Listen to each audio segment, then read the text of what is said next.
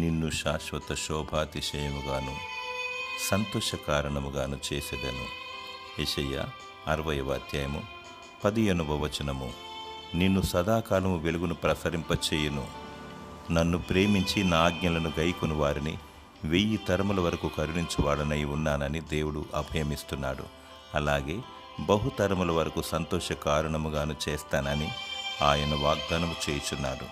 ఆయన బలిష్టమైన హస్తం క్రింద రెక్కల చాటున సాగిపోవాలి. దేవుడు మాట తప్పనివాడు. నిన్ను పిలిచినవాడు నమ్మదగినవాడు. అలాగు చేయును. దేవునికి కృతజ్ఞతాస్తుతులు చెల్లించు. నిత్యము ఆయనను స్తుతించు. దేవుడు నిన్ను బహుగా ఆశీర్వదించును. నిన్ను సంతోష కారణముగా చేసి నిన్ను వర్ధిల్ల చేయునుగాక. ఆమేన్.